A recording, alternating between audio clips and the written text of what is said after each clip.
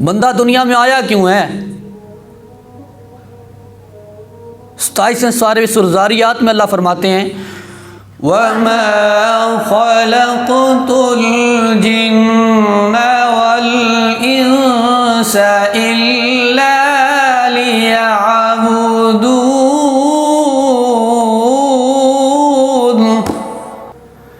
اللہ تعالیٰ فرماتا ہے میں نے انسانوں اور جنوں کو پیدا ہی اپنی عبادت کے لیے کیا ہے۔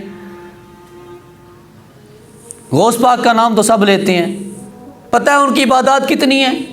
40 سال عشاء کے وضو سے فجر پڑھی ہے انہوں نے، 15 سال روزانہ رات کو کھڑے ہو کر قرآن پاک ایک ختم کیا ہے، 15 قرآن پاک 15 سال میں ہر روز رات کو ایک قرآن پاک ختم کیا انہوں نے۔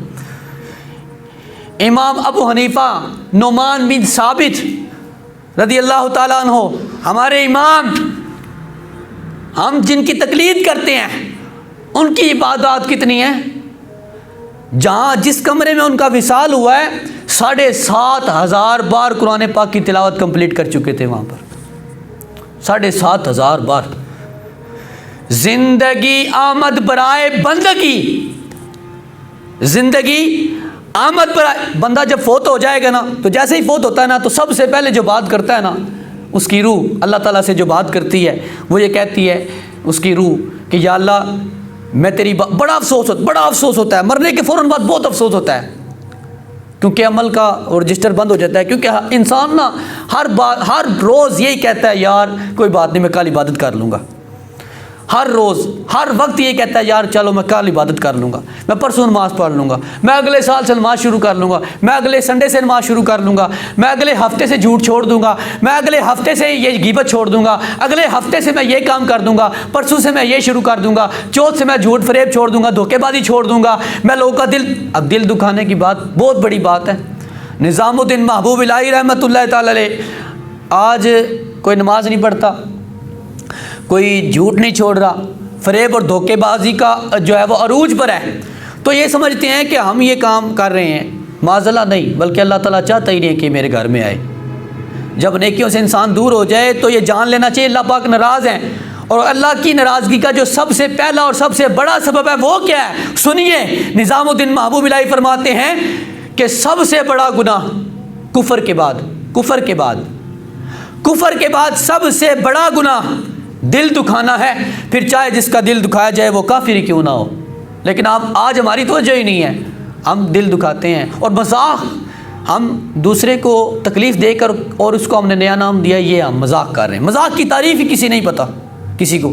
مذاق یہ ہوتا ہے کہ ایک پریشان حال شخص آیا آپ کے پاس، وہ اپنے کسی غم میں دکھ میں مایوس ہے، نا امید ہو چکا ہے، ایسی بات کریں، ایسی اچھی عمدہ بات کریں، ایسی خوش مزاجی سے پیش آئیں کہ وہ ہنس پڑے، یہ مذاق ہے۔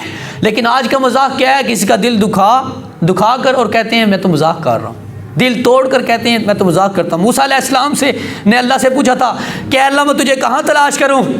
سنیے، اللہ نے فرمایا مجھے شکستہ دلوں میں تلاش کرو، جو دکھائے ہوئے دل ہیں مجھے ان میں تلاش کرو۔ تو اللہ تعالیٰ نے بندے کو جو پیدا کیا عبادت کے لیے، عبادت سے انسان دور ہوتا ہے وہ گناہوں کی وجہ سے، ناراضگی کی وجہ سے، اور گناہوں میں سب سے بڑا گناہ دل دکھانا، جس کی طرف ہماری توجہ ہی نہیں ہے۔ تو ہماری کیا ہوتی ہے، جیسے انسان فوت ہو جاتا ہے اس کی روح کہتی ہے یا اللہ ایک منٹ کے لیے، ایک لمحے کے لیے مجھے واپس دنیا میں بھیج، میں بہت نیکیاں کروں گا، بڑی عبادت کروں گا۔ اللہ فرماتا ہے جو پہلے تجھے زندگی دی تھی تو نے اس میں کیا کیا ہے؟ جو پہلے 30 سال کی دی تھی، جو پہلے 40 سال کی دی تھی، جو پہلے 50 سال کی دی تھی، اس میں تو نے میری کتنی بندگی کی ہے، لہٰذا اب واپس جانے کا کوئی وہ امکان نہیں ہے، اور اب تجھے واپس نہیں بھیجا جائے گا، اب تیرا عمل کا جو رجسٹر ہے وہ بند ہو چکا ہے۔ تو زندگی آمد برائے بندگی، بے بندگی زندگی شرمندگی، بروز محشر جس نے عبادت نہ کی ہوگی بہت شرمندہ ہوگا۔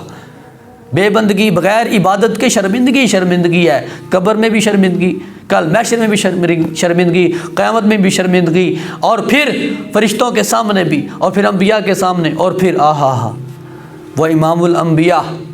وہ امام الانبیاء جو روتے رہے، جو عبادات کرتے رہے، اور امتی کہتے رہے۔ امتیوں نے کیا عبادتیں کی؟